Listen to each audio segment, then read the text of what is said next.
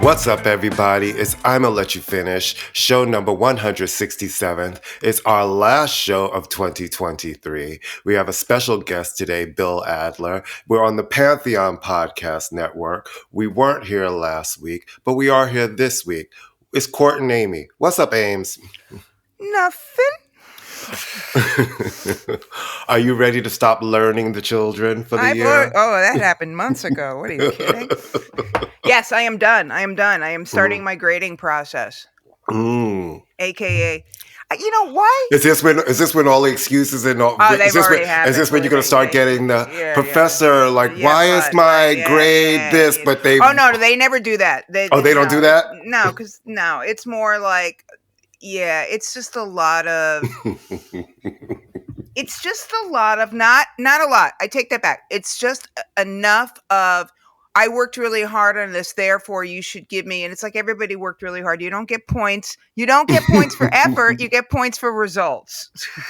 I'm always really surprised when you tell me the stories because I think of, I just remember being in college. It's like, you don't have to go to college. People go to college because you want to go to college and you need that education. Right. So I always find it interesting that people think certain things should be easy when you're in college. And then the amount of excuses that they come to you for being late, not turning things in. And it's kind of like... Listen, we could go on and we could do an entire podcast just about that. It's a generational thing. It's getting worse and worse all the time. There is no personal responsibility, period, in this country. Right. Period. Across the board. Right. Across the board. All right. Like I said, people are like, well, what do you mean I tried to overthrow the government? I didn't try. I mean, so. Or what's the latest one? We're going to blur out those people's faces because it's like. Yeah. They were just there taking a tour. Sometimes I feel like I'm living in an alternate universe. No, you are. You are living in an alternate universe. You are living in an alternate. Well, I am living in an alternate universe thanks to Harry Wenger, who a vinyl copy. Thank you, Harry. Again, a vinyl copy of Stevie Wonder's "The Journey to the Secret Life of Plants" has shown up, and I love that weird ass Stevie Wonder album. You really I love that record, no, and I have literally been playing, and I have it digitally, but I love to play. No, you like the album. I have been playing it non-stop. You notice that nobody's talking about the flute record, by the way. That was like a 1 week phenomenon. But guess what? That's how every record goes. Yeah, I know. If you really think about it. But I'm just saying, it's like everybody's But done. that is how every record goes. Think about it. You and I keep having these conversations and we think, something is flopped. But the truth of the matter is, in physical sales, he sold more than a lot of these big people. No, not even flopped. It's just, it does. Oh, let me ask you something, because one of my students said this last night, and I almost was like, Kanye's releasing a record on Friday? Well, hold on. Two things. Go back to the point of the flute record is... We don't even know, right? Because if now you have to look at streaming numbers and see what it is, because everything happens. And I've been thinking a lot of times that a bunch of these records are flop. So I'll be speaking to my friends who are managers, stuff like, "Oh no, our streaming numbers are great." No. It's happening in a venue. And it's some weird vacuum. First of all, there's no marketing for anything, right? It's like it's kind of everything is talked about, press, blogs, or TikTok. And then it just kind of word goes on the street. It's all word on the street. But let's get Kanye. Well, we will see, because there's been for the last couple of weeks, everybody. I think there's 2 different records too. I think there's a joint Ty Dolla $ign, I believe, joint album, and I also think there is a Future, I believe, joint album on Def Jam. I don't know. Because I thought he wasn't. I thought he was done with Def Jam. But here's the thing: Kanye, with what we're talking about now, he can independently release a record. No, I know that. That's not my problem. Him putting out a record isn't the issue. My issue would be he on Def Jam, because from what I understand from the last bit of press with him with his last insane racist anti-Semitic rant, Def Jam was like, "Oh, he's not ours anymore." So if he puts out an independent record, that's on him. In the climate of the world right now, for him to put out a record on Def Jam might as well just close up shop and declare themselves. Why? As much as people love him, because no one's talking about. Hold on. Let me just say this, because I've been seeing all through TikTok. He's been all over Miami playing clips of this album, and the people are going insane. They're ready for it, and all of the things, and even your student telling you that, right? No.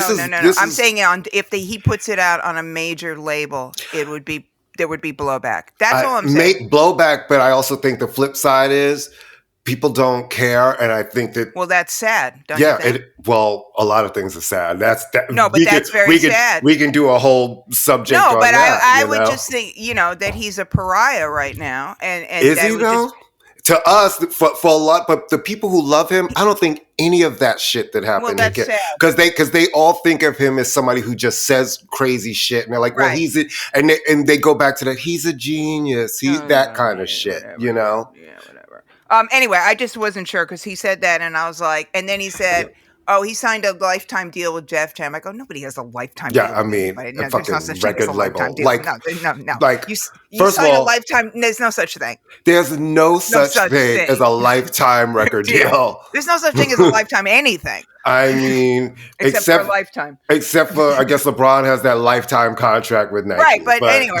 All right. Very weird segue, but just Shane MacGowan. Of the Pogues, I have to say this. Obviously, I listened to the Pogues. Obviously, I knew who the Pogues were. They were right up my lane. I didn't listen to them on a regular basis, but I was certainly there when they first came out. I'm certainly very familiar with stuff. I will tell you that they meant so much to so many people that I didn't realize that until he passed away, and I'm like, okay, clearly Shane was a bigger deal than I ever knew. Well, he very much he died at the age of 65 November 30th, 2023.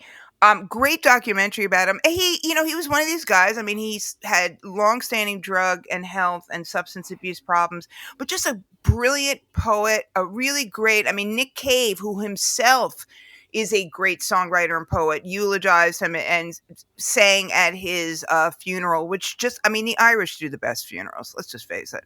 The Irish know how to do a funeral because it's like, it's fun. They're fun, and they perform, people perform, and there was dancing. So I guess the Pogues were like a Celtic punk rock. They took Celtic music and then married it to the punk of the time. But his best known song, and the song that everyone knows the song, whether they realize he wrote it or not, is Fairy Tale of New York, which was a duet with Kirsty MacColl, another one of my absolute favorite artists. And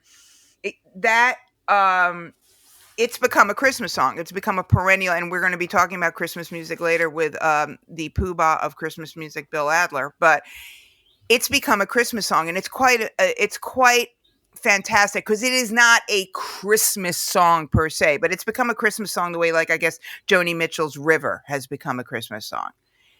And there is a campaign because, every year in England, they have the number one single on Christmas Day, right? Mm-hmm. And there's a campaign to get them to kind of release this officially as a single. Yeah, the Christmas number one is like the big one in the UK that everybody wants. Right now, what's number one in the UK is Last Christmas, but what is creeping behind it at number two, looking like it could take over next week, is the Queen, Miss Mariah Carey's All I Want for Christmas. Yeah, I think it would be a lovely, lovely tribute to him if Fairy Tale of New York became. I went to see a Taylor Mac show once, and it was their holiday show. Their holiday show. And as the finale, they had everyone who knew the lyrics come up on stage and sang Fairy Tale of New York, and it's astounding how many people knew the lyrics to that song. So it's a great, rest in peace to him. Great, great artist. And if you are on the interwebs, look at the funeral because it's a really good funeral. It's a funeral. It was the funeral. It's the funeral. If the body's there, it's a funeral. If the body's not there, it's a memorial, right? Mm-hmm. It was a funeral. Mm-hmm. Did you watch any of that Salute to Hip Hop, the Grammy stuff? You know what? I forgot it was on too. It's all right. No, it's not that I forgot. I'm so 50th anniversary of hip hop out that it just came so late that I was like, I can't watch another one. Well, it was really good. Was this one good? Yeah. I only watch bits because 90 Day Fiancé is on Sunday. Okay, I'm not going to do that with you. No, but wait. Here's the thing. You are a hip hop. That is your whole generation. No. But listen. Listen, Linda. Listen. normally I would say I'm going to watch this and then I'll watch it on the repeat, but Candace is here. And so for us to sit on the couch and watch it together in real that's time, all part of the whole thing. So I would flip over during commercial breaks a little. And what I did see, first off, production values, holy moly guacamole, looked spectacular. It looked amazing. Great. PE was amazing. He did a really nice tribute to, I guess, conscious rap. Black Sheep, Arrested Development, Diggable Plant, a lot of not the usual suspects. Oh, nice. A lot of people you don't see all the time. Wasn't Questlove kind of? He was kind of overseeing it, and other, and then they did a lot of regional stuff. So 3-6 Mafia. Oh, nice. I like that. Luther Campbell, E40. All right, I'll go back and watch it if it's going to be that. I mean, they kind of yo-yo. I mean, I saw they even had JJ Fad. Fresh Prince and Will Smith. They opened. Well, Will Smith is Fresh Prince and Jazzy Jeff. I thought they opened the show. No, they kept tagging it. Coming up. You can't. If you start with him, no one's going to watch the rest of the show. So, and it was a very long segment, but it looked really, really great. I'm going to go back and watch the rest of it. But the thing that really got me is that they would keep cutting to the audience, and for reasons God only knows, cutting to Machine Gun Kelly. Why? Was he the only one sitting in the audience? No, he was like, are we still pretending he's a rapper? I mean, I guess so. Or anything? But anyway, I don't know. They kept cutting to the audience, and what was really, really cool and kind of gave me the feels was that no matter what younger, older, whatever particular area they happened to be, subgenre of hip-hop, whatever, everybody was singing along. Everybody knew. Oh, Latifah was great too. Everybody was singing along. Everybody knew the words. Everybody was like high-fiving and hugging and everybody. And I couldn't imagine something like it just felt very much like, dare I say, a community event. It really did feel good because it wasn't the Grammys where everybody's like seated.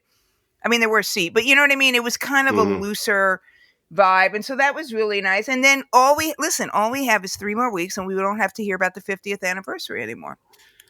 It'll be the 51st. I mean, I'm so tired of anniversaries. I know Sarah McLachlan just announced the 30th anniversary of Fumbling Toward Ecstasy, which is a great album. Great album, great. Now, let me just say this, though. I hadn't seen her in a long time. And when she popped up to talk about the tour, I was like, God, you look great. You know how some people, they just look like they've got a bunch of money and they're living good and they're in their nice house that they love up in the woods somewhere. That's exactly what she looked like. You remember, she was marketed like sort of as an electronica act in the beginning when she was on Network. Yeah, and people forget, like even Fumbling had a companion remix album with really electronic-y, really good dance stuff. And she's the mastermind behind Lilith Fair. And actually, that album still holds up. A lot of her work holds up, though. Like I want the singer-songwriter era to come back. You know how we've had a whole bunch of depending on which singer and which songwriter. Well, I'll take. We have a lot of singer-songwriters out there right now, actually. Well, we have a lot of people claiming to be. Well, no, she's a great. I mean, she's a great artist. I did the liner notes for her greatest hits record, and I got to say, Well, your name comes across so many times. I'll be sitting here bored reading shit, and it'll be like Amy Linden of Billboard, Amy Linden of Vibe, Amy Linden from Entertainment Weekly said, I'm like, God, she wrote for a lot of shit. I did. Possession is a great song. I mean, those are great songs, and those are and very atmospheric, and she appears to be a nice person. So, yay, 30th, we have the same feeling towards anniversaries. Everything has one. Yeah, it's the anniversary for me. All right, speaking of singer-songwriters. So, I would say I have always thought I never used to care at all about Taylor Swift, and as I've gotten older, I've gotten over my. I still don't think she's a great singer. I do think she's a very good songwriter, but the more and more and more she pisses off the right wing and the Republicans, the more I like her. That's kind of what made me start liking her. I didn't give 2 shits about Taylor Swift. I have to be really honest with you. Yeah. I just didn't care. The first time Taylor Swift absolutely got my attention was 2017 with her Reputation album. Yeah, you say that. Yeah. That's the moment where I was like, I actually really like this record. And I think she is a very talented singer-songwriter on record. I think she's a great recording artist. Yes. I do not enjoy her live singing. That I will say. Yeah. When I see her live, I get it, but it's not my favorite voice live. But on record, I think and those songs are written really, really well, and they're produced well. And I've heard, I mean, I did not see the Eras tour, but everybody I know who saw it was everybody I know saw it said it was great. Blown away. So this is all leading up to the fact that she was named Time Magazine's Person of the Year, which people first off have to remember. Person of the Year is not necessarily the person who cured cancer or the person who, we all know that there are people who have done quote unquote more important things. We're very aware of the fact that there are people actually saving lives or inventing cures for cancer or starting wars. I mean, it's a person who had an impact and dominated the news, and I'm sorry. She did. And people want to be mad at it. People want to stomp their feet. I mean, it's really causing this weird, I hate that the fans can do really toxic shit when it comes to women, right?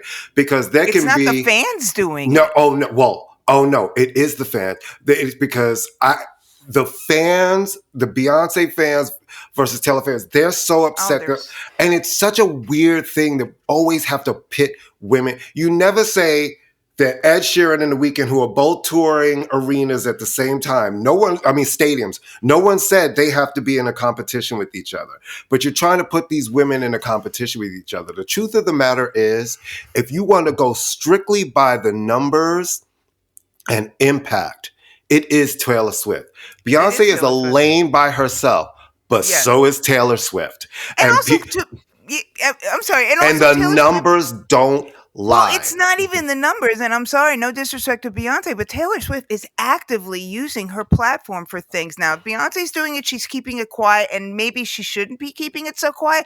Every show that Taylor Swift did, where everybody got bonuses, she was donating multiple thousands of dollars to food banks. She was giving all the union people bonuses. She's actively registering people to vote. So that is, if we're a celebrity driven country. If she gets people to vote, oh, hello, Spoonie. Goodbye, Spoonie. Hey, Spoons. Oh, look at the Spoonie. Yeah, she's like, whatever. But here's the thing. The numbers still don't lie. Right.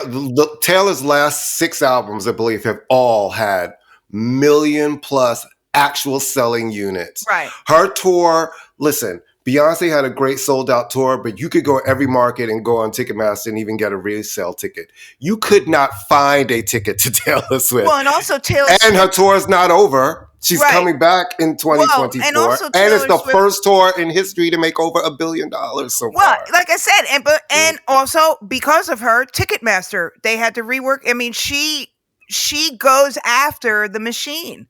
She's part of the machine, and she's so influential now that record companies are trying to stop their artists from re-recording their albums to gain the master. So I'll give her that. I mean, whether you, even if you don't like her music, and I will tell you this, when you go on Facebook and stuff, all the people objecting are middle-aged men, and it's like, nobody said you have to like her music, but you can't deny the cultural impact she has. And she's slut-shamed right and left, which no man would be at all. I mean, does she know where the camera is all the time? Yes. Yeah, but you know what? Her job is also to know where the camera is all the time. That's just the truth. She's also, I'm sorry. And that's the truth. And the fact is, they all know where the camera is all the time. And also, I read this great article because she's a cat person, and they said that she's debunking that whole, oh, she's so sad. She's a cat lady. She's not married. She doesn't have children. She's just like, fuck you. Yeah, I'm not married and I don't have children. And I'm dating the captain of the football team. I saw this man online, and he was screaming something about her being some cat lady at home. I'm just like, what fantasy? I'm a cat lady. She's a cat lady at home? I'm like, she has cats. She has lots of cats. She named her cats. She has Olivia Benson. She has a cat named Olivia Benson. I don't see her as some sad cat lady who's sitting in her house trying to figure out. Listen.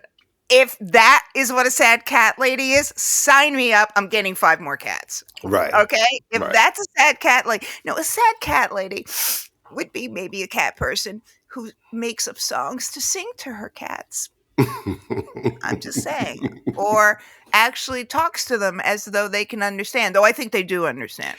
May I say this? How come Shady Strudel never comes out? Even when you're sitting there by yourself, like Spoonie will come out. Spoonie will come. And she will never make an appearance ever. Where is she right now? She usually hides in the closet. Right. But at night. But she likes Candace though, right? Does she know Candace? She likes all people. She's not a mean cat. She did not come out the entire time I was at your house. You had to open the thing, you said, you see that little head? Why are there balloons going up? What the fuck happened? What the fuck just happened? Okay. This is where I'm going to say. What happened? That fucking thumb came back up again and the balloons on your... There's something open on your computer where we are getting balloons. No, I mean, it was nice. I thought you were celebrating my best friend. No, I completely... Nice. And I was like... very cute. I was like, is she seeing these things? No, I'm seeing them. I'm definitely seeing them. No, Strudel has always been shy. She's always been skittish. She loosened up a bit when they get along great. She doesn't do anything, but every night when I get ready to go to bed, Strudel jumps into bed with me, headbutts me a few times, and then goes to her thing. It's perfectly fun. I don't know, I don't need constant. You want to take a break for a hot minute, and then we will come back and talk about America's favorite dog. We'll be right back.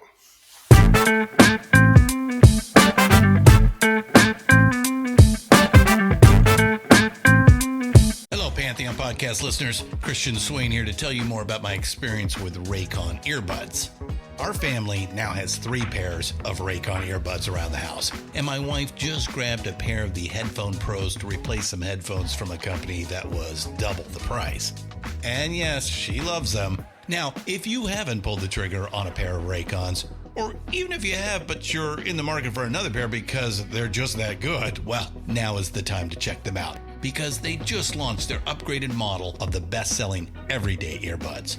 With Raycon's upgraded everyday earbuds, now you also get active noise cancellation, ergonomic design, and multi-point connectivity that lets you pair with 2 devices at once. New quick charge function, 3 customizable sound styles, plus awareness mode. Available in a variety of vibrant new colors to complement any and all skin tones. I even have a pair of earbuds in a cool green color. I have tried just about every earbud known to humankind, and these Raycons are fantastic. Seriously, if you've been wanting to check out Raycons, there truly is no better time. You're going to ask yourself why you didn't check them out sooner, and Raycon offers a 30-day happiness guarantee. So what are you waiting for? Go to buyraycon.com/Pantheon today to get 20% off your Raycon order, plus free shipping. That's right, you'll get 20% off and free shipping at buyraycon.com/Pantheon. buyraycon.com/Pantheon.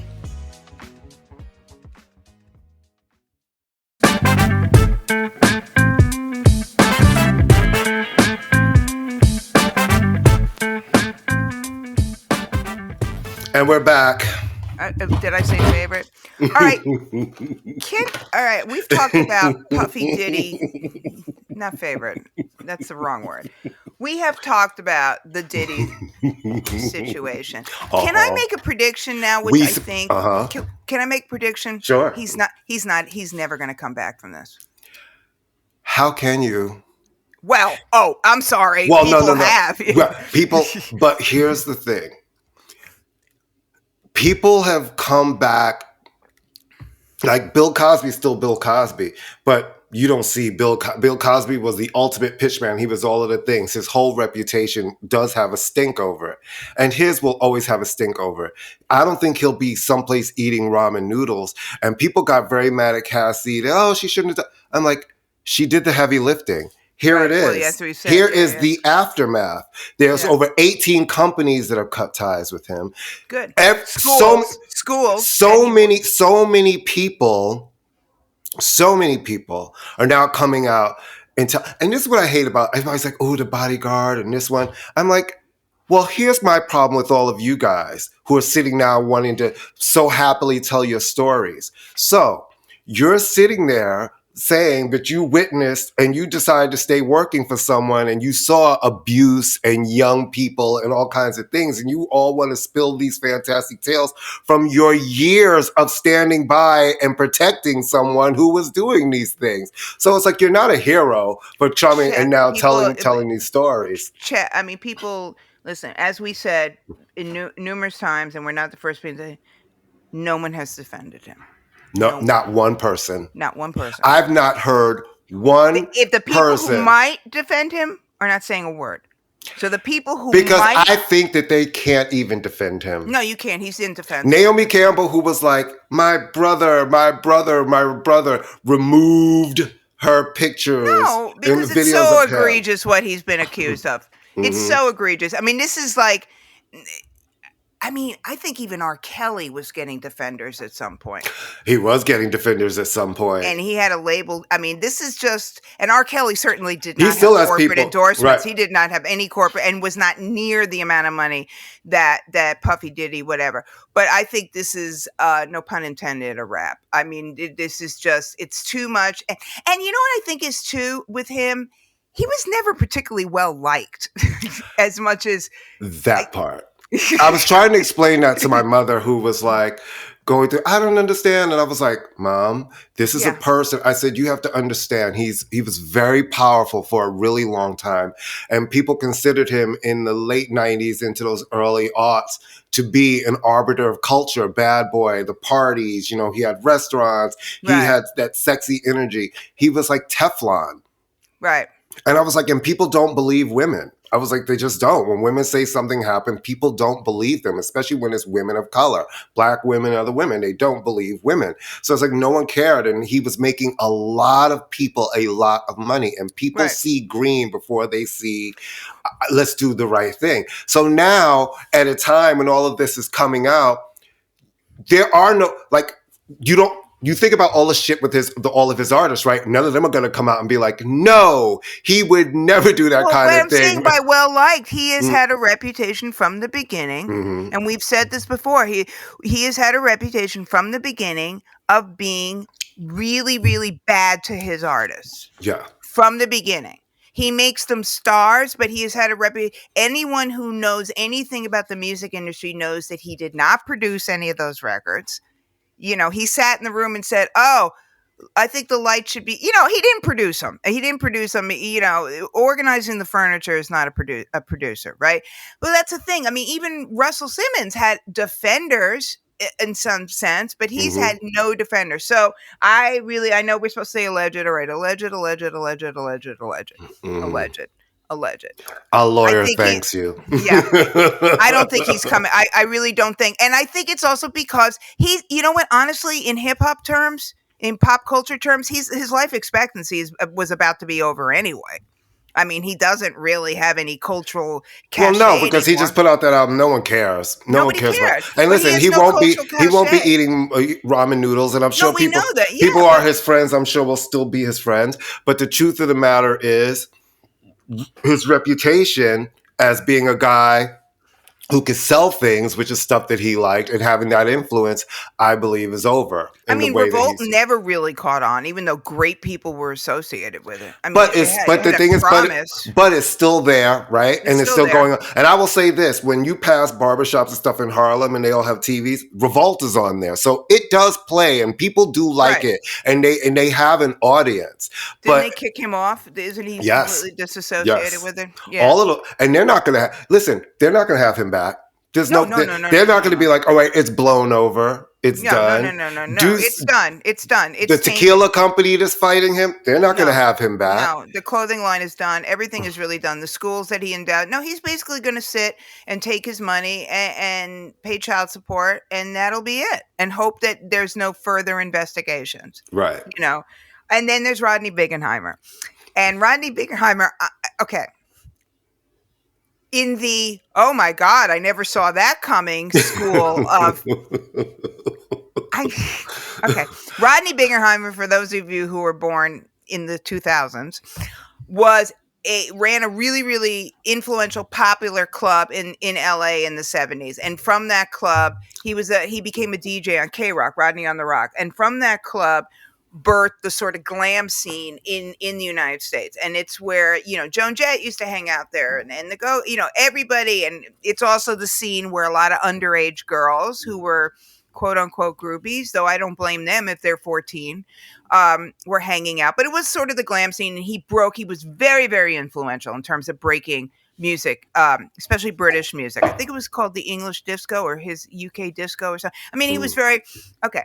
And there's a great movie about him called The King of Sunset Boulevard. Mm-hmm. So he has been accused. He's been accused over the years by women, and he worked closely with Kim Fowley, the late Kim Fowley, who was the Runaways, who was just scum on a stick, and but he has been accused over the years by many women, but now they're saying the name, and now they're coming in, and the most prominent one of them is Jane Wiedlin of the Go-Go's, and she is claiming that he sexually abused her, and okay, this is going to be really. Look at a picture of him. No, I've been waiting for you to give me a break to say, why do they always? Old. I need to speak to. I need to speak to the older white men and understand why you start going with these hair choices. Oh, he's always had that. No, he's always had that. That hair, because that looks like a wig now. No, and but it the looks point is nuts. that's of its time. That's a very glam look. I mean, that's what glam guys look like. But now, but now. He looks nuts, and it brought me back to. We can say about Michael Jordan and the earrings. I mean, yeah. Come on, that's different than the fucking hair. That hair is nuts. It was like when we both saw that picture of Danny Elfman. We were both like it reminded me of that. I'm like, is there a club where you all decide, hey, I'm an older pervert, allegedly. Let me get some hair that makes me actually look like what you dream that a pervert looks like. You look bad. But the thing is, again, with the riding pig, it was a whole club scene. Right. It was very much centered around young, you're 14, 15. And what was that? Was that Sunset Boulevard? Was that that whole? It was that whole scene. You're a young girl. You can get into a club for free. You're cute. You're there. You want to be around rock stars. He was, and I don't know why people act surprised and shocked. Like, men do horrible things to he wasn't women, and they really do to young girls. But these were girls. That's what I'm saying. It's not about it, but it's the same mentality as a pimp. It's that same mentality, which is how you rope in young girls, and you kind of suddenly groom them. You groom them, and you have them doing things that they don't even realize what's actually going on. Doing things. I mean, when you're allegedly, jerking off on a girl, and she has no consent in it and rubbing up. I mean, you're 14, things happen. Most 14-year-olds do not have the agency or the voice or the courage to say something. And they're also enthralled. It's famous people. It's the 70s. There were different mores back then in terms of sex. Some of these girls looked older. I mean, let's be honest. Jimmy Page had a 14-year-old girlfriend. I mean, Almost Famous is not made up. I mean, and people need to understand. The best way I can put it is this. When I first got into the music industry and you first start being around a bunch of quote unquote famous people, it can be a lot of energy. It could be very starry. It could be very twinkle, twinkle bright. If you are not a person who's really centered in yourself and strong in conviction, it is very easy to get sucked into something. Next, you find yourself in situations. We've seen it. I'm sure you've seen it. I've seen it. Yeah, but Courtney, but when they're kids, I'm saying these are kids. No, well, I'm trying to finish. So when they're children, I can absolutely understand how you come in and it is like a 5-year-old at Disney World. It's the things you're around. It feels special. You feel special. Someone's paying attention to you. Feel special. It's really kind of creepy. And when you're hearing some of these stories, you're just kind of like, and it's been going on for generations. It still goes on. I mean, you want me to go into the fact that why do men like women who look like prepubescent boys? Who are like all shaved and cute and clean. I mean, you want to go into that psychology? No, I'd like not to. Thank you. All right. At first thing in the morning? It's like I'd like not to. First thing in the morning? Yeah, I would. Caller, you say what? Let's pass. Thank you. Don't use that as the full quote. Right. Please. Put something else on. All right. Okay, I'm going to ask you why I'm supposed to care about this, and I'm saying this not to be mean. I understand. We all know at this point artists get screwed on Spotify. Do you even want? I mean, Snoop is saying he got screwed by Spotify. But it is really, once again, it shows the craziness of Spotify. Because on one hand, you're talking about a Taylor Swift, who we're talking about, who they're saying from Spotify alone is looking to get about $100 million this year from her streams. Then you have Snoop, who says, you know, like any artist, you're sitting with your business managers, they're going through all your year, and it's like, you had 1 billion streams at Spotify this year, 1 billion. And what his take home is from that is barely $45,000, which brings me back again to Spotify for, I want to say it's either the second or third time. They're laying off staff this year, and immediately their stock prices go up for their stockholders who are making more money, right? But they've also raised the price of the subscription, and then they've also cut down how people are getting played. Now you have to get more songs played. Your song has to be played more to get any sort of royalty structure. So you're making it hard for small acts and small bands that, you know, have a normal amount of streams versus superstars who get millions and billions. It's really kind of just crazy how, where is this money going? It seems to be going into this funnel, and the artists are the ones who are not reaping any of the benefits from it, which is, you know, we've had this conversation a million times. You know, it's why I still don't really stream. And, you know, but I'm fortunate that I don't have to because I still am on a lot of lists, so I get all of the new music anyway.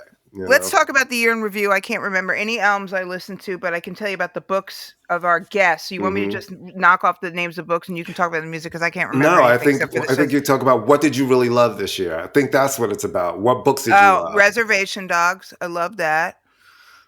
Best show. The Reservation Dog, the old Reservation Dogs? Reservation Dogs, not Reservoir Dogs. Reservation Dogs, dumbass. Or as they say on Reservation Dogs. Okay, no name calling. It's a little too early in the morning. But they say it as affectionate shit. No, the show Reservation Dogs. It is still the best show I've seen in forever. I don't. Oh, you have to watch it, Courtney. It's the only show that has ever been on television that is an all Native and First Nation cast, crew, directors, writers. Phenomenal show. Okay. All right. So here's some. Is it like a murder mystery type of show? No. It's a family drama? No, not at all. Watch the show. It's a show. Where's it at? Hulu. Okay. It's fantastic. No, it's literally one of the best shows. It's up there with The Wire in terms of unbelievable show. You will never see these stories ever told again on television. Amazing shows. All right, I just want to note we had some friends of ours, some authors come on the show, because I really honestly don't remember. At the end of the year when I used to have to do, you didn't listen. First of all, you didn't listen to a lot of the new records this year. Yeah, you really did it. I just don't remember. Hold on. We had a lot of conversations when you'd be like, I did not, and I do, where you'd be like, I didn't even listen to that. And you would name what you were listening. It was a lot of older music and Elton John and different shit. Yeah, there was so much stuff that did not even vibe with you. You were like, it didn't even resonate. That's not true at all. I just don't, I have 9 million other things going on in my head. And I can't remember where I put my fucking keys. But I remember the conversations we're having and you don't. So I'm repeating. Okay, so which one is it, Amy? Do you remember or don't you remember? I don't remember the names of the individual albums. I know you don't, but I can also tell you there were a lot of conversations we had, and you were like, I didn't listen to that album. I didn't listen to it. I didn't listen to it. Hold on. Can we take a break right now? Because I'm getting an important phone call. Let's take a quick break. Okay. We'll take a break, and we'll be right back.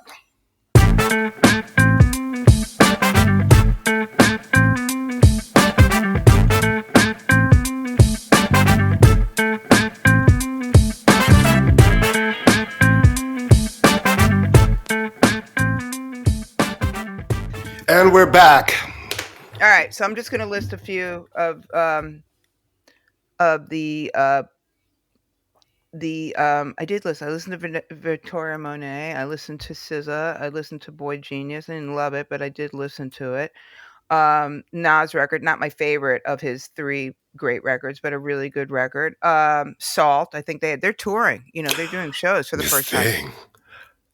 That's like for upcoming. They're the Kate Bush of R&B. They never toured. For upcoming albums that are not out yet, that are coming. I know. Brilliant. New York is going to be one of the places. Oh, amazing! It is. New York. Amazing. It's like New York. I like the Little Sims record. Anyway, I just want to really quickly name check some of these because we do have a guest, the fabulous Bill Adler, coming on in 10, and then Courtney will name check. Amplify, Come As You Are. Michael Azred, Why Tammy Wynette Matters, Stacey Easton, Old Town Road by our pal and ratings god, Chris Molampi, Time's Up, We Love Her, by Kim Mack, Chuck Berry, R.J. Smith, Dilettime, Dan Charnas, and an Arthur hasn't come on our show, but I love her and she's a great writer. The World According to Joan Didion by Evelyn McDonald. All right, shoot. Well, I gotta say, this was a year of some really enjoyable records. The new Jungle record, Volcano, was great. Jamila Woods put out a great album. My favorite record of the year was Fuse by Everything But the Girl. I love that album. Right. Loved it, love it. I love them, love it. Perfect. I like the SZA record, which really, it came out December 11th last year, but really the impact was they're all counting it as a they're counting well, it because as because it dropped at the end, and then really the singles and everything took off it all through 2023. Right. Yeah, you know, I really enjoyed the Andre record. I really did enjoy that record. The Flute album? I did. I actually really like the Flute album. The Flute album? I really do like the Flute album. I don't think he calls it himself the Flute album. And I would like to say the morning show, to me, got back on track with season 3, and that made What's the morning show? It's a television the Jennifer Aniston show. Okay. Season 3 to me came back on track. I hated season 2, but season 3 I thought was really great. Yeah, that's Apple, right? And can I just say, I have not liked this. I don't know if you watched The Crown, but it's not good this year.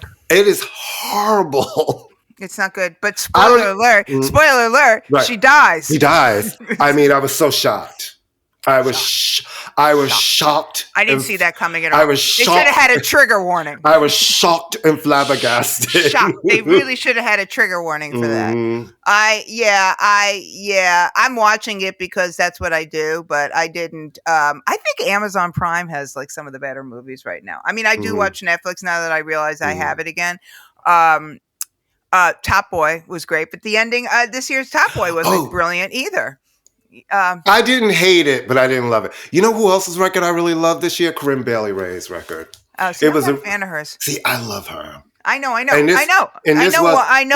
And this was a different sounding record for her. I really liked it, and I like her. You know, I find her interesting.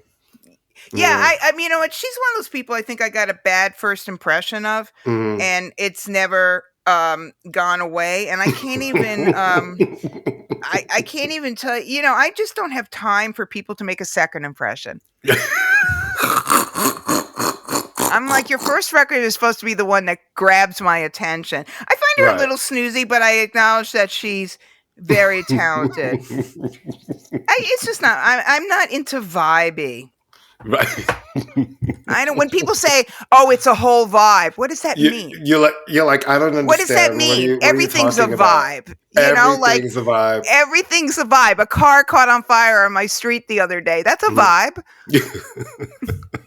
I walked by a burnt up car yesterday. I'm like, oh, that's a vibe. That's a moment. That's a full gag. For the person whose car it is. It caught on fire. It just caught on fire. How is it humanly?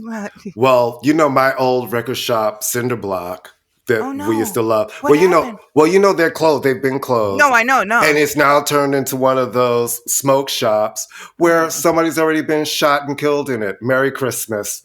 The 30-year-old clerk behind the counter 2 weeks ago. I'm sitting in my house. Isn't weed legal? Oh, they have money. They have money there. Yeah.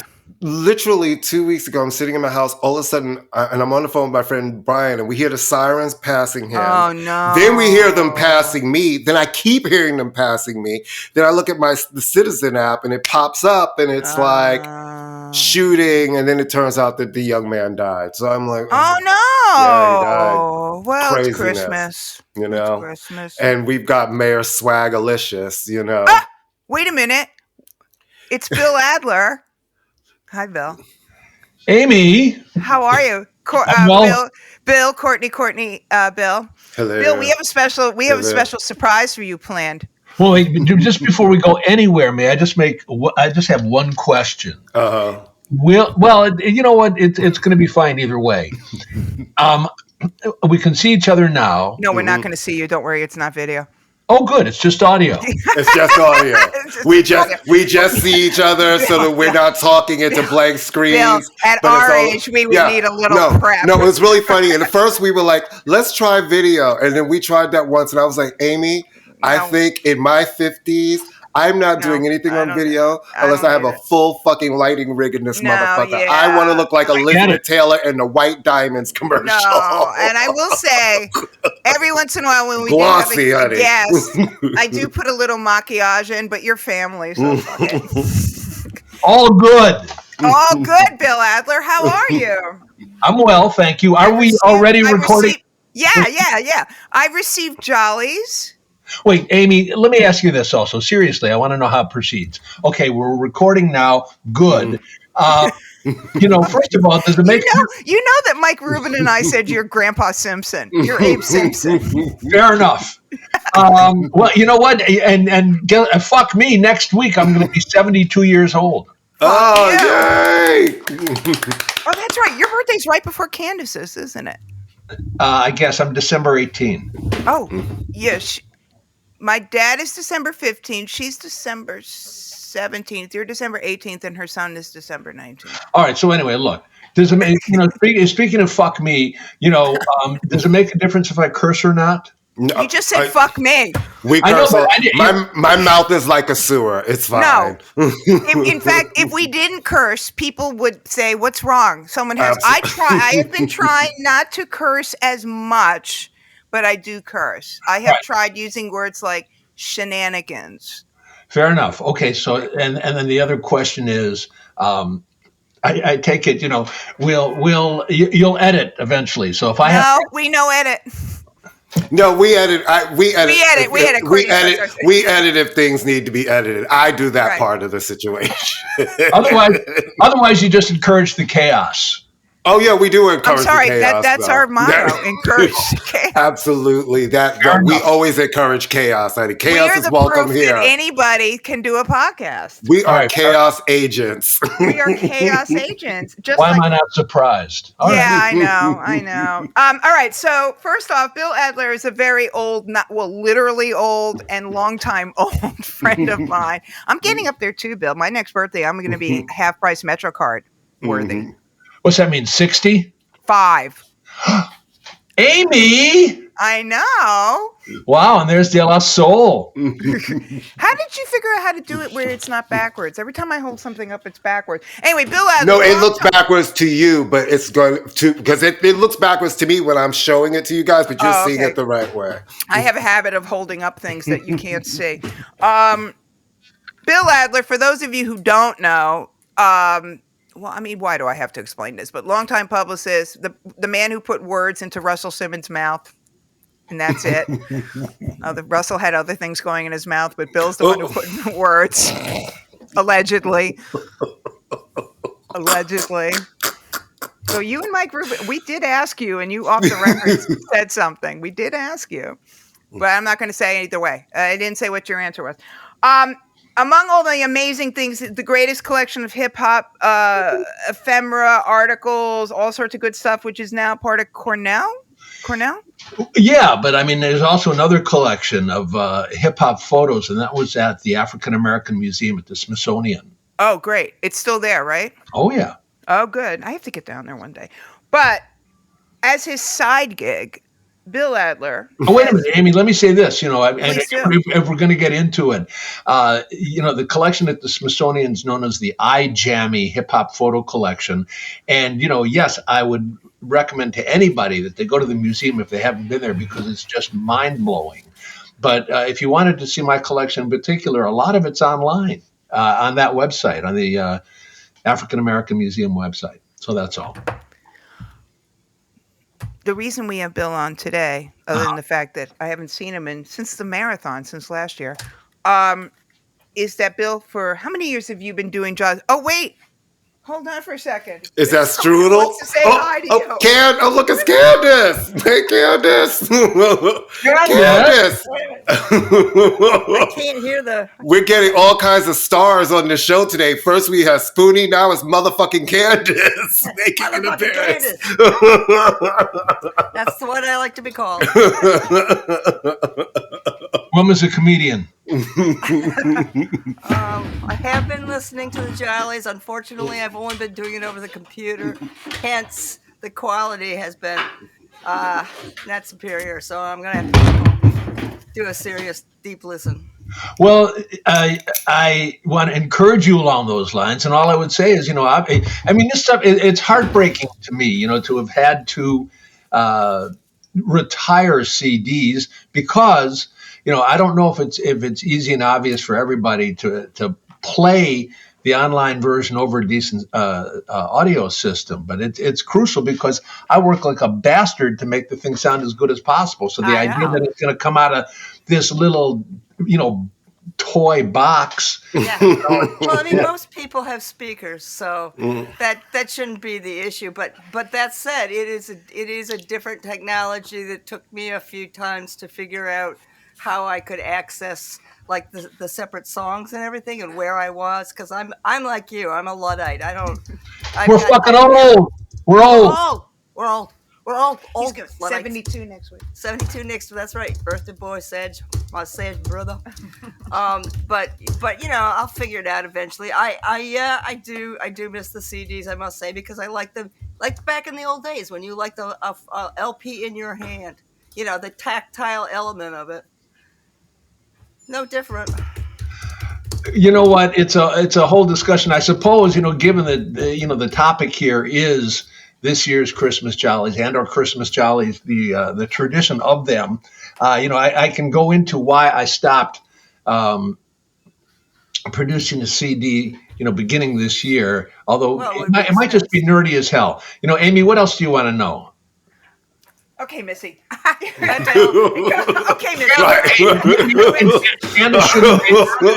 No extra earphones for me. I don't have any. You wouldn't plug in anywhere. All right, Candace, listen, if in the next little while you go back and you listen and you hear a song about which you have a question, would you return, please, and ask me a question? Of course. I don't know if I'm going to be able to do it during this session. However, I will definitely do that. All right. All good. All right.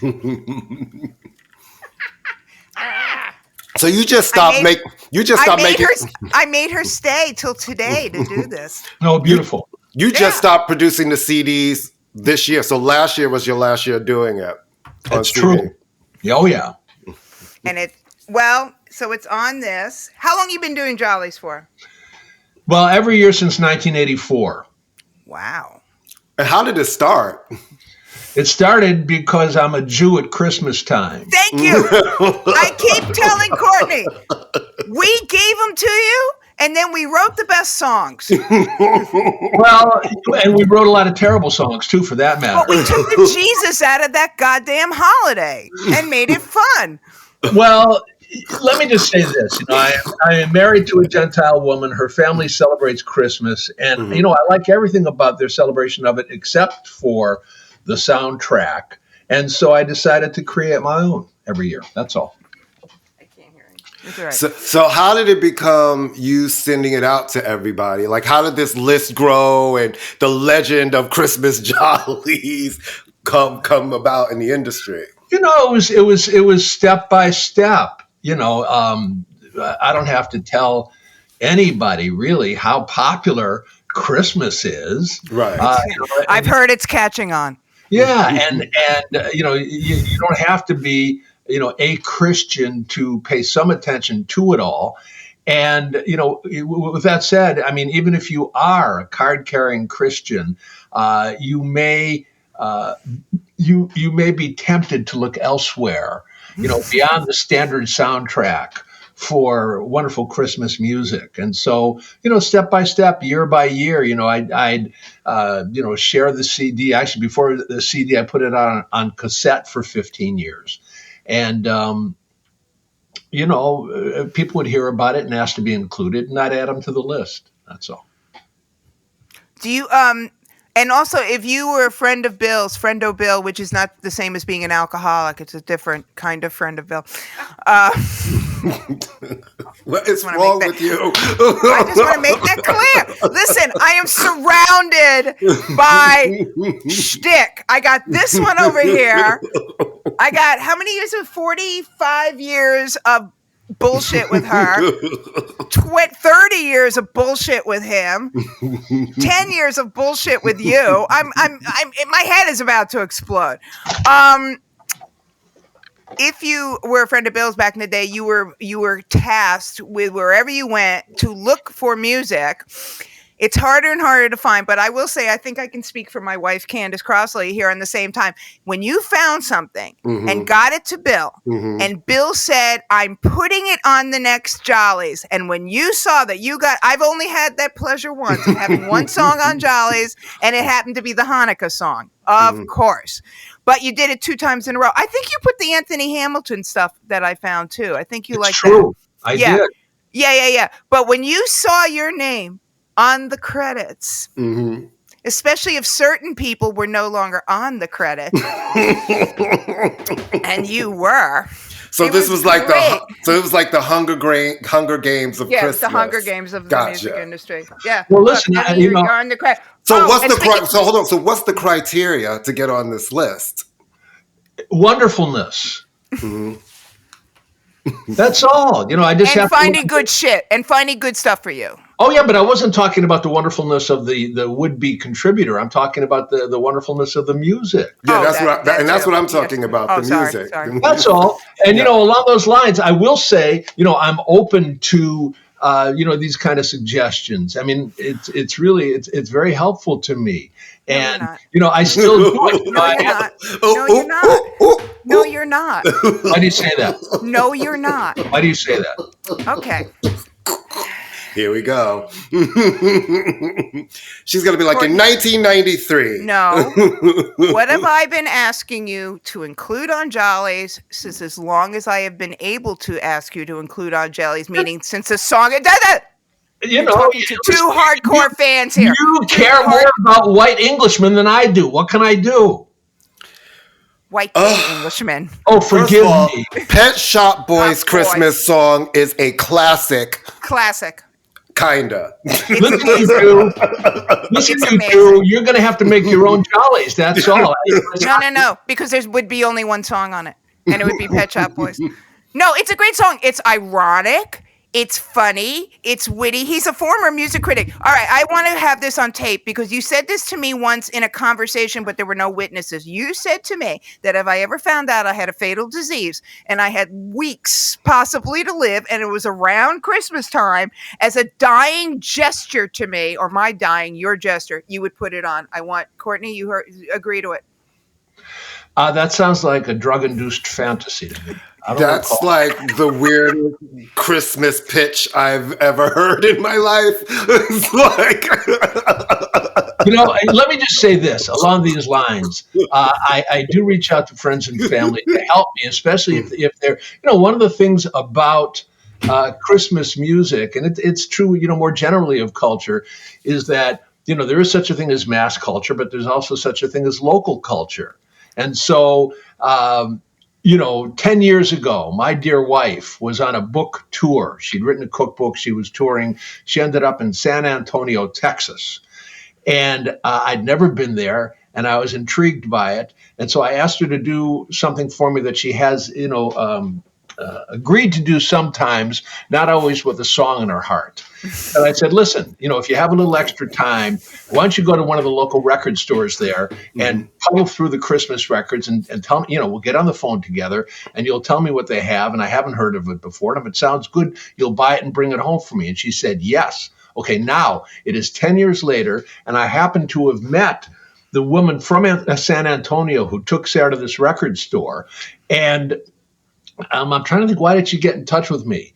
She might have gotten in touch with me about the Christmas Jollies, just, in general. And I said, by the way, Sarah Moulton's not going to be, in San Antonio this year, but you will be. And they're going to, this little, I think it's called, Janet's Record Store in San Antonio in the, it's a very Chicano community, I think, but, it's in the heart of that neighborhood.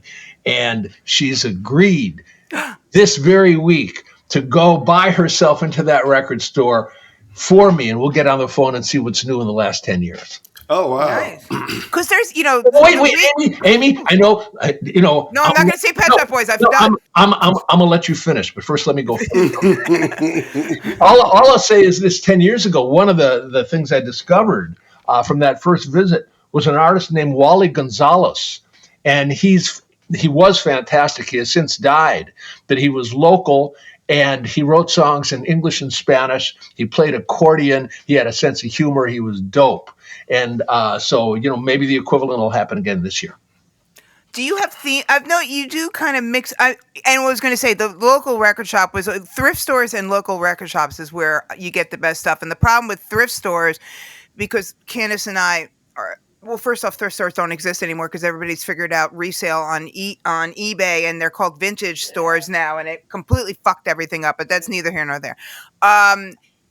It's become much more picked over because it's like a secret that's gotten out, the weird Christmas stuff. Right. And the other problem is there's no local record stores anymore. I think you sent me to Charlie's Calypso once. That's a wonderful store. It is. Is it still open? I believe it is. And by the way, to the extent that there are actual New Yorkers who are listening to this podcast, I would recommend that they go to Charlie's Record Store in Brooklyn. It's run by Fulton. It's on Fulton Street. Right. And it's it was founded by and it remains run by a Trinidadian named Ralston Charles, a.k.a. Charlie. And he's a super tasteful guy. And in addition to running this wonderful record store for 40 years or so, upstairs, if you go upstairs, you'll find that he has a recording studio. And it was in his recording studio that among a zillion other tracks, most of them Calypso, he recorded Dougie Fresh and Slick Rick making Lottie Dottie in the Show back in 1985. Oh, wow. Whoa. And it's next door to Ali's Roti Shop. Okay, so perfect, Yeah. You should just, everybody should just rent a room above the store. Yeah. Are there themes throughout? I mean, first off, it seems like everybody and their mother is putting out a Christmas album. I'm talking about artists. But they have for years, if you really think about it. There's so many. So many. And it's interesting to me that with the amount of people and great singers that have put out Christmas albums, that not a lot of them really resonate, right? It's like we don't talk about the Luther Vandross Christmas album. Aretha Franklin's had just everybody has had a Christmas album, and some people have had more than one Christmas album. So it's interesting to me how with everybody making records, so many of them just come and go and haven't really who is ringing my bell? Like, what the hell is happening is today? Santa here? It's like, what's going on? I'll be right. Amy, keep going. All right, I'll keep going. So I think what Courtney is trying to say is, how do you discern it? And I'll ask it, have you listened to the Cher Christmas record? Because it's terrible, but I think she has the #1 holiday record now. To get to your second question first, I have not listened to Cher yet. I have made a note of your suggestion that I listen to it. And by the way, you weren't the only person to suggest it. So good, I'll listen. We'll see. In the process of putting this year's together, I don't know what took me back. Oh, I know. Pee Wee Herman died. Oh. And so I went back and I checked out his Christmas show from whatever it was, 1980. Oh, yeah. His Christmas episode, and it was fairly wonderful, and it included some shtick with Cher, and I was tempted to use it. I did not, but I might next year. Well, I mean, I love Cher. I mean, because when I was a kid, she was the only person on television who remotely looked like me, and I look nothing like Cher. But I just thought, like, oh, she's cool. She's got brown hair. And this is not a great song, but there is a Cher-essence going on now. Like, she just highlighted the Jingle Ball, and she did the Macy Parade. It's sort of like the year of Cher and Dolly. It's like the older women who are very legendary and iconic, kind of showing it that you can still do it. And coming out. Well, listen, I she was very playful with Pee Wee, and I salute her for that. I was tempted to use their interplay. So, what do you think about Brenda Lee rocking around the Christmas tree going to #1 after 63 years? I didn't know about it. It's news to me. Is that happening right now? As we speak, it went #1.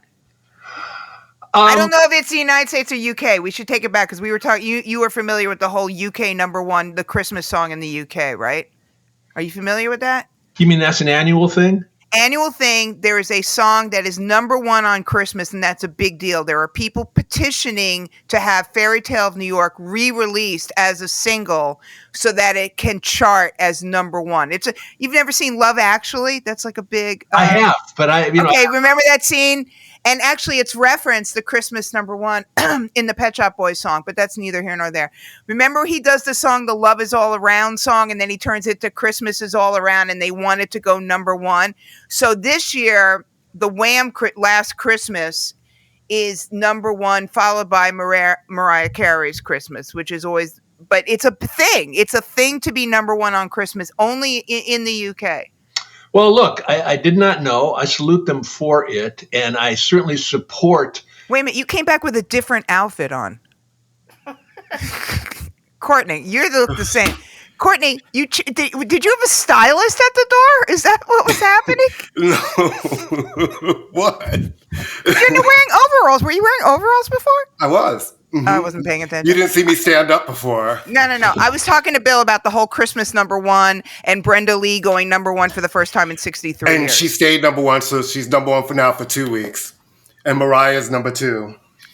All right, look, I promise you, I'll investigate. I'll get back to Brenda Lee, but I was diverted. I thought of, Amy started talking about the British custom of choosing a #1. The big Christmas #1, right? And that there's a campaign this year to make it the Pogues doing Fairy Tale of New York, and I support that. And that's a song I love. And I would have, I think I don't think I've ever heard it. Yes, you have. You have. Believe Courtney, me. you know what? I recommend it to you, and it's a gorgeous song. Mm-hmm. Well, you know what? It's a great song. But it really, I think its appeal is almost more literary than musical. It's a great piece of writing. It tells a great story, and it's a dialogue. It's what's his name? Kirsty McCall.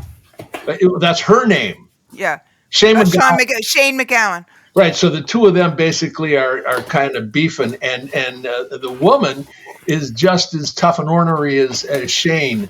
And so it's very amusing, and it's pretty dark, all of that. But, the only reason I've put it on the Jollies just one time is because it's also like 5 minutes long. It's a long song, and it has the word faggot in it, which I guess you're not supposed to say anymore. She calls him a maggot and a faggot.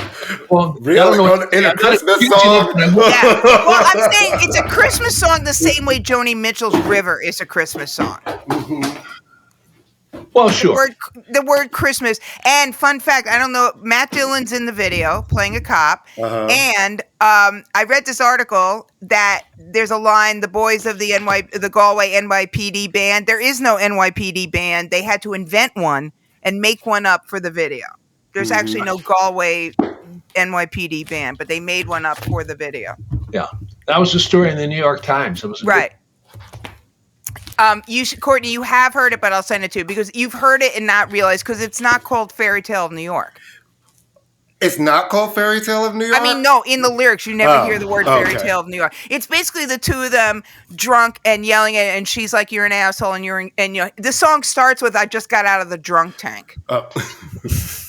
Harry Wanger sent me a package full of vinyl, including a Diana Ross Christmas album that I never knew existed. Wow, that's big. I know, it is big. Harry's an honorary Temptation. He deserves to be. He does. He is deserved to be. Oh, wait, he's holding on. Oh, you see, even I thought I gave. All right, so going back to the Christmas, do you have themes? Are there sometimes you go, I need to include a certain genre, and is the Mariah Carey single overrated? 3-pronged question. There are no themes. There's just one eternal quest, which is to make every, like every song that I program. That's all. And then to fit it into some kind of, when I say program, I do it kind of deliberately. Once upon a time, at this point, I hate to tell you how long ago it was, but I used to be a DJ on college radio. And so So did Courtney. Okay, well, there you go. And so I tend to think of my annual Christmas thing not as a collection of individual tracks, but as a program, a show. And I want people to listen from beginning to end. And having said that, I can't think of themes, but I pay attention to the news. And if somebody I love, somebody notable, dies in a given year, and that person has made a decent Christmas record, I'll build that track into the sequence as a kind of a tribute. Mariah Carey, overrated Christmas song or not? No, it's magnificent. I think it's fantastic. And it's a beautiful Christmas. First of all, I think because it's gotten so popular, people want to be like, blah, blah. I was at Columbia when that Christmas record came out. It was not that big a deal. You know what I mean? It was like a Christmas album in between. I want to say it was in between Daydream and Music Box, I think is when that it was around that. It was around that era. It's as an album, it's actually a beautiful album, and she sings on it beautifully. And it's weird to me that and I think wasn't it Love Actually that actually helped propel that song to another level? Yeah, we were talking about that. Because the little kid sings it at the talent show. Because that song had been out forever, and that kind of took it to another level. Just like I think if we're going to talk about like sort of songs that have of the contemporary artists, I think Kelly Clarkson's Underneath the Tree is a song that I'm starting to hear more and more each year, and it's kind of starting to get that sort of energy of being a modern holiday classic, like All I Want for Christmas Is You. And Last Christmas. Yeah. I mean, Last Christmas is now seen as one of his... you've put Last Christmas on Jollies before? No. Oh, you really don't like gay white people. That's it. You do not like gay English people. Jesus, Bill. Not a one? Not a one? Never a Last Christmas? Never a Last Christmas? I mean, and the original version, which is long, because the original version of that song is like 6 minutes long. Yeah, that's true. I'd like them more if they were better musicians. All right. Thanks Bill, for being our guest. Let me just tell you something right now. There will be no George Michael slander. No, there will be no George Michael. George Michael was amazing. He wrote the greatest line, one of the greatest lines ever in pop music history. And I'm not a massive George Michael fan, but I will say this: "Guilty feet have got no rhythm." Okay, I like that. All did right. he include himself in that cohort? Well, he was 19 when he wrote it. Oh, all right. So he hadn't been guilty yet. Okay, fair enough. I gotta say, I have a new appreciation for George Michael. I always liked him, but I will say that the songs stand up, but that's okay. What have you other than Pet Shop Boys and Last Christmas, obviously, who's somebody that you would love to see make a Christmas record? I don't think along those lines. I just, the range of artists on my compilations is pretty broad. It is. And I really don't think in terms of artists so very much. I mean, am I delighted if an artist that I love has made a great Christmas record? Yes. But also, sometimes it happens that a wonderful artist makes a shitty Christmas record. And likewise, what happens is that an artist who's utterly unknown to me, somehow I stumble on the record and it happens to be great. So this year, for example, I've got a song by this, I guess it's a group, and they're called God Damn It, Jeremiah. And it's a very short little track called Where's My Presence? And basically it's a punk rock song. And I'd never heard of them. I love the track. It looks to me like whoever he is or they are, they've only recorded like 2 fucking tracks in 2 albums in life. And both of them are Christmas records. I love that. Does any of that make a difference to me? I don't care. What I care about is I like that record, and I used it this year. I'm proud to see that you've included Bob Seger because I know Bob Seger and Huey Lewis are your two favorite human beings in the world. You're right about the first part. I don't care that much about Huey Lewis. Oh, I thought you liked Huey Lewis. I like some of his records. Him personally, So no, not as a human. Not when I say human beings, as recording artists. The Death Row Christmas record. What has ever happened to that? Because that was genius. I think it was too gangsterish for me. I should go back and listen to it again. Yeah, I don't. I just did. I really enjoyed it. I'm looking down the list. I have more Christmas record music than I realized on vinyl. I didn't realize I had so many Christmas records. Good for you. I'm going through my little Christmas section, and it's like I thought I just had Mariah in here, but it's like I have Herb Alpert. Christmas. Chris Isaac. He did a Christmas record this year. Oh, the Salso is the classic. This is the one. Well, it's called. Isn't that record called Xmas Jollies? Mm-hmm. Wait, the Salso record is it called Xmas Jollies? It is called Xmas Jollies. It is. There you go. All right, Amy's favorite. Who's that? Bing and great record. And David. Bing and Bowie. Don't get into Bill Adler and David Bowie. You'll want to reach across the table. And then of course, My Little Homosexual Heart, my favorite Christmas album, A Very Special Christmas, which includes Run DMC's Christmas in Hollis. It sure does. Right. Which I will say, Christmas in Hollis, Christmas rapping, and she did. One of the guys from that band just died recently. The horn player. Christmas rapping is great, and Merry Christmas, I Don't Want to Fight Tonight by the Ramones, I have to say, are three of the best contemporary. If we're saying contemporary, meaning within the last 40 years. Fair enough. I agree. I think those are absolutely wonderful, wonderful songs. So I still love Merry Christmas, War Is Over. It's still one of my favorite. The original. There's 80 million versions of it, but I still love John and Yoko's Merry Christmas, War Is Over. Have you included that ever? I know it's going back 100 years. I think so. Well, listen, I go back 150 years to some Christmas. The Beatles put out a series of Christmas 45s or Christmas EPs between, 1963 and 1966 or so. And one of them has, John and Paul kibitzing in a kind of an amusing way. And I've used a piece of that.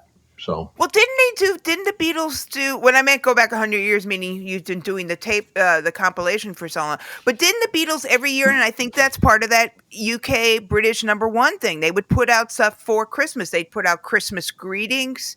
I think that's whole part of that tradition of having a #1 single on Christmas. It probably was, but I wouldn't be surprised if they invented all of it. I mean, didn't they invent music videos, 20 years before MTV? Yeah. Yeah, they basically did. All right. What, Courtney, you got anything for this man? He's literally going through all his records. No, I think it's actually amazing. I think because one, I'm not a huge Christmas person. Even as a kid. Hey, Courtney, I've got to interrupt just for 1 second. Mm-hmm. Did Amy send you a link to this year's? No, I will send you. No, she hates me. She kept it all for herself. She just likes to talk about it all of the time. Look what I got. I didn't know it was watermarked, Bill. It was like, I'm special and I'm on this list, and I just want to keep telling you about this special list that I'm on. Courtney, listen, Amy, please send me Courtney's email address. I will, but I do want to tell you, I'll tell you what I'm going to do. Actually, I'm going to make it very easy for all of your listeners. Anybody who wants to listen to this year's Christmas Jollies can go to the following URL, XmasJollies.com. Look at you using big words. I know, I'm very modern now. Ready? XmasJollies.com, XmasJollies.com, and anybody can check it out. We'll put that on when we post. I want to tell you that I was talking to Don Palmer yesterday, and I hear all this loud music, and I'm like, where are you? Like, what are you, in a bar? Are you at SantaCon? Like, what's going on? He said, no, I'm listening to Jollies. So, and he wants you to send one to Fumi. That's what he was asking. He emailed me, and I replied to him already. All right, good, because Fumi. All right, well, Bill, I think I'm looking again. Come on, Amy, you don't have any questions about this year's sequence? Candace, right? I took notes. You took notes? I researched my own, selections. I have stories to tell about every single. All right, Amanda Shires, give me that one. Okay, she's the country person, right? That's married to Jason Isabel. Something like that. I don't know if I'd call her country. Well, country. She's more country than American. Well, I think she's American. Courtney, you have nailed it. That's how she gets categorized. Usually, she happens to have been born in Lubbock, Texas, just like Buddy Holly before her. She's been recording since the year 2005. She was 23 years old at the time, and she's teamed up on that track with the McCrary sisters, and they're a gospel quartet of black women, and they're based in Nashville. So anyway, having said all of that, as prolific as she's been over the course of the last 20 years or more, I didn't know a goddamn thing about her, and I stumbled on a Christmas album that she put out in 2021, and I thought, it was very strong. She's a good writer, good performer, and so she's a great fiddle player. I think that's her kind of. She's a singer, but she's also a fiddle player. She's in this group called the Highway Women, I believe. She is with 3 other country with Brandy, and I believe and Miranda Lambert. And I think Maren Morris is. It's Maren Morris. They're kind of like the country artists that are hated. They're very left wing by national standards. I mean, that's to their credit. No, totally. I mean, all right. I have to ask about this. I'm hoping that the Julia Child season greetings was both an homage to Sarah, who's also an excellent cook, and the TV show. You know what? It's I happen to have known Julia, through my wife, and she was, a charming individual. And Courtney, wait, you have to stop. When you say things like that, Courtney has to have time to. There's a homosexual on this. There's a homosexual on this podcast. You cannot just throw in, I know Julia Child, my wife, and be like, no. Yeah. No. You have to stop right there. I need to know everything. So you have to break for gay. You have to break for gay. You knew Julia? Oh yeah, but what happened? My wife was a chef, and she started working as a kind of an assistant to Julia in 1979, I think. And Julia was doing, she was continuing her series on public television. At that point, it was called Julia Child and More Company. And so Sarah worked behind the scenes with Julia, and that was the start of a friendship until Julia died. And, during that period, there was a briefish period when Sarah and I lived in Boston. And then we moved to New York. And then Julia started to work on Good Morning America. Yeah. And when she came to the city, she called Sarah one time and said, well, listen, I got to do this thing at GMA today, and then you and I can go out to lunch afterwards. And Sarah said, listen, let me meet you, on the premises over there at the network, and I'll if I can help you behind the scenes, I will, and then we'll go get some lunch. And so that's what happened. And then Sarah herself eventually started working on GMA and blah, blah, blah.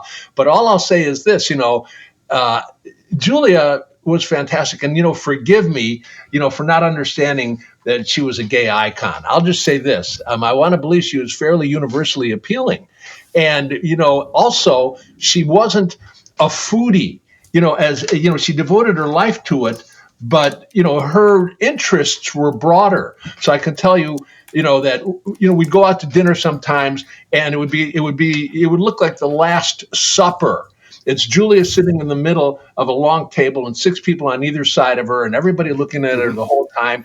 And it's yap about food for 2 hours. And I'm sitting across from her and, just letting it go on and eating very well. And then finally she would turn to me kind of in desperation, and she said, Bill, have you seen any good movies lately? She'd say, Bill, you see what's going on in DC lately? She cared about politics as well. And, I'm always happy to talk to, about anything she wanted to talk about. But I'm saying, she had range. And then also she had a sense of humor. So there you go. You watching the show at all? Which show? There's an HBO series called Julia. Sarah might be doing it. I watch it mainly because it's sort of a Frasier reunion. There's two people, the best two people from Frasier, and Sarah Lancashire, who's a phenomenal British actress, is in it, and I'll kind of watch her in anything. Yeah, but fuck me, I never watched Frasier, so. Well, I mean, that's not a bad thing. But Amy, you know me. I'm a hater in a lot of ways. No, you hate everything. I'll tell Courtney your Led Zeppelin. All right. Bill Adler thinks that Led Zeppelin should not be in the Rock and Roll Hall of Fame. Well, you know what I think? I think they're better off if you don't hear them sing. Great band. I don't like what the hell they sing about. It's just boring. You don't like elves and you don't like elves? No. I don't like elves either. Not unless it's Christmas time. No, I mean, I don't listen to the lyrics either. I just listen to him sing and Jimmy Page. Come on, Bill. Jimmy Page. Come on. I agree. And also the drummer, whatever his name is. John, whatever his name is. Great player. John Bono. He's like that guy. That guy. But you probably only like him because rappers sampled him. No, I always liked him beforehand. Right. I liked him before. All right. He doesn't like Bowie either. I don't all the way. Can we end this show? Can we end this show? I appreciate moments of David Bowie, but I really don't. I'm not the hugest. I'm not going to hang you out on Front Street, Bill. No. Courtney, please carry on. Tell Amy. There's a lot of people I think are overrated. Like, so when we start talking about Frank Ocean, I think Frank Ocean is the most overrated. Yeah, but Frank Ocean, he wouldn't even know what that is. But people are acting like he has parted water and, done all of it. But David Bowie did part water. Did he? Yes. He did. He was fine. He borrowed from a lot of people, but he created something. He synthesized a lot of things that other people hadn't done. That last record of his is gorgeous. Great. And Black Star, that's a beautiful, beautiful record, especially since he knew he was dying. Right. And Station to Station is a great record. His work with Iggy Pop alone, he deserves. He took a lot from other people. He didn't really produce Lou Reed stuff. That was Mick Ronson, more than likely. But I'm not saying he wasn't. I'm not saying he's not talented. He doesn't hit me the way he hits other people. I think because you heard the people who were influenced by him after you heard him. That's the same way I am with Holford, Bill. Don't throw anything at me. The same way I am with Bob Dylan. I think he's great, but he didn't change my life. I get it. I get it. It's all right. Because I'd already heard the people. I just think David Bowie is one of those, but, I think Iggy Pop is one of those, once in a lifetime kind of artists. And I think in a lot of ways, I will absolutely say that for David Bowie. Not all the way my taste, but I absolutely look at him and see the importance and understand why people love him and the records that they love. Yeah. Listen, I don't love all his records. I don't love all of David Bowie's records. Are you trying to shut this down, by the way? Is this much longer than usual? Oh, yeah. Okay, good. I'm going to say one last thing. That's all. The whole idea of being born too late to, love anything in culture in particular, I kind of don't buy it. And that's because, so much of art survives in so many different forms. And especially now, that's true. That's one of the great things about the World Wide Web. So along those lines, here's a little story for you. Sarah's cousin came over yesterday, and he's wearing a jacket I'd never seen before. And it said, Happy Jack. And his son happens to be named Jack. And so I said, oh, Happy Jack. I said, does that have anything to do with the song by The Who? And he said, what are you talking about? Now, this young man is 60 years old, right? And I'm saying, wait a minute, you don't know that song? That's not why you bought it? And he said, no. And I said, okay. So I sat him down and we went to YouTube and we listened to the Who's 1966 original of Happy Jack, which made it made my head explode one more time. But guess what? Fuck me, because Sarah's cousin listened to it, loved it. And I said to him, and his son, who's, 11 or so at this point, I said, listen, you have to, play this for him. The kid's a musician. I said, he should learn how to perform the song himself. And so I sent it to Sarah's cousin, who will play it for his son. And I won't be surprised if the kid loves it. and does know how to perform it, learns how to perform it. And who cares if it's now, more than 50 years old? No, I didn't mean that.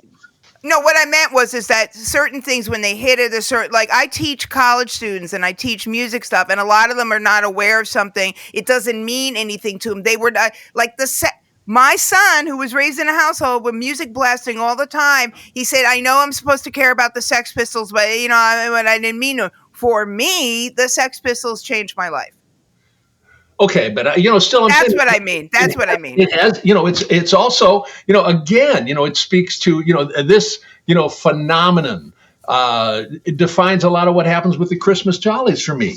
I put records on here all the time that are older than I am. This year, the oldest track on the sequence, is by Eddie Cantor. Eddie Cantor, 1934. Right, and he does the original version, one of the original versions of Santa Claus is Coming to Town. Guess what? I wasn't around, old as I am, I was not around in 1934, and I listened to that thing and I thought, wow, it's strong, I like it, I'm going to revive it in 2023. Right, but today's generation is, if I didn't hear it originally, if it's older in a certain era, why does it matter? I need to be listening to the brand new, so they have no sense of the history stuff. I didn't grow up listening to. They'll grow out of it, Amy. I hope so. And, listen, I think that's, when you're 12, 14, 16 years old, you're going to be immersed in the music of the moment. I understand that. After a while, if you continue to love music, the thing about music is that whatever you love is going to lead you to new places all the time. And it's not, and it will certainly lead you to new songs based on what you grew up listening to, but it'll also lead you backwards. I mean, listen, the Beatles turned me on to Chuck Berry. Right. I didn't grow up with Chuck Berry. My dad gave me a modern jazz quartet record when I was a kid because they had a song about Amy on it. That's why I listened. And did you love it? Yeah. Oh, good. Very good. Yeah. I was 4.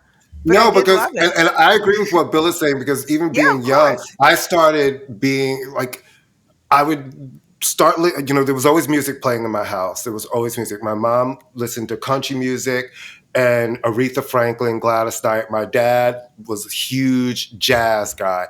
And then that would lead me to just, back in the day, reading the back of the records. So then it'd be like, I start following, well, who's this producer? So then I start listening to all of the records that producer produced. That's how, listen, my discovery of Todd Rundgren was not from his solo work. That came to me later. I realized he had written and produced all of these songs for other people, which then led me to him. So I believe in what Bill is saying. It's like a lot of things that I discovered came from me liking this one thing. And this is, then you go,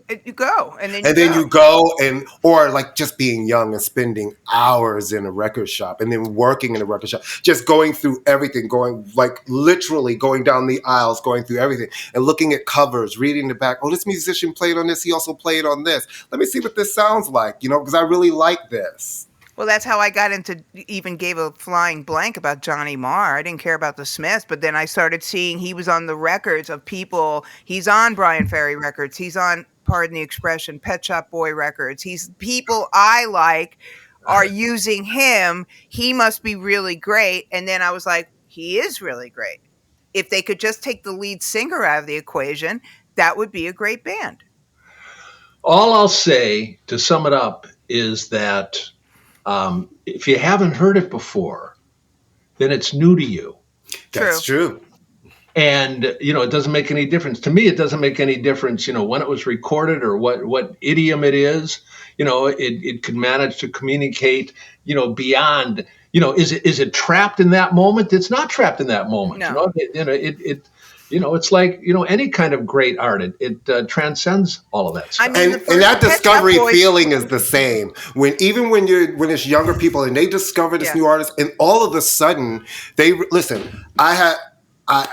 Amy always gets excited. Oh, he's going to say, this is when he gathers the young people around his feet, and he's a griot, and he tells them. Well, no, I have a younger friend, and he had no idea who Grace Jones was. So when I was like, listen to these records, and then there's albums worth of material to listen to, and it was discovering like, oh shit, he did not know really Prince or any Prince's music. I was like, listen to this, and all of a sudden there's albums upon albums upon albums of work to discover. And for him, that was like, holy shit. It opened up a whole other world. And I love that because music is evergreen. It will always be there. And I think when you discover something, you may not have the same cultural moment of the whole world discovering this at the same time and feeling it.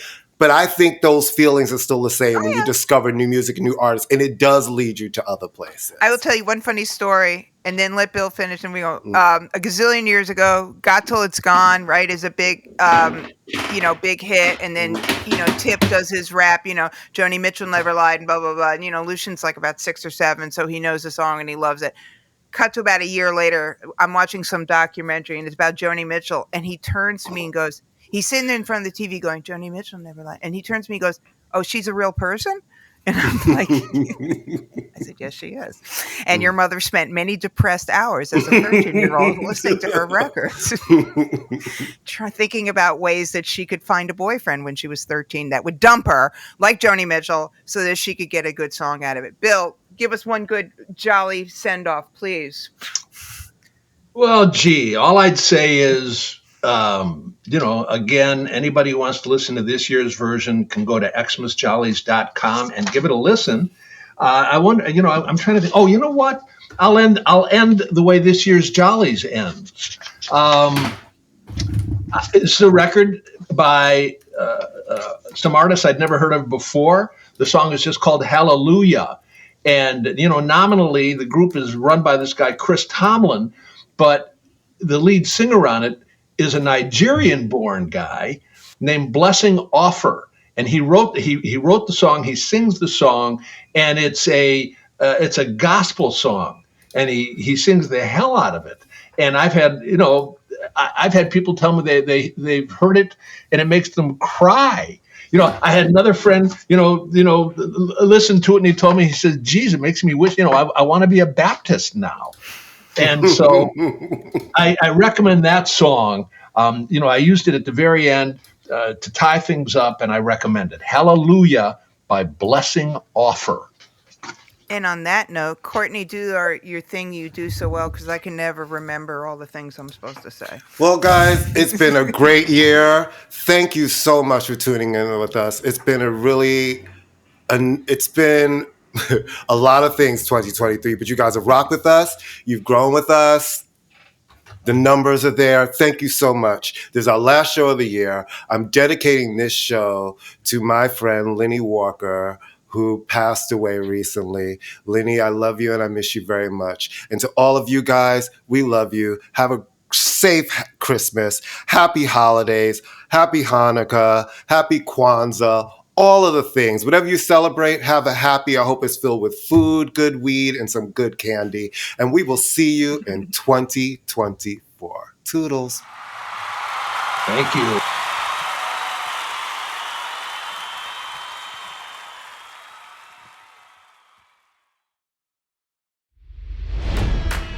It's NFL draft season, and that means it's time to start thinking about fantasy football. FantasyPoints.com features industry-leading experts and prognosticators using proprietary hand-charted data to help you score more fantasy points. FantasyPoints.com is the place to go for whatever kind of fantasy football you play. Whether you play fantasy football, daily fantasy sports, or do a little bit of everything, Fantasy Points has the meticulously researched content to guide you to victory. And why wait for the fall? Fantasy Points also covers the new spring football league, the UFL. Join the guru, John Hansen, Scott Barrett, Joe Dolan, and other massive names in the fantasy football universe with an exclusive offer. Use code Pantheon for 15% off any Fantasy Points package, including the all-in package, with access to every article, tool, and data nugget that Fantasy Points has to offer.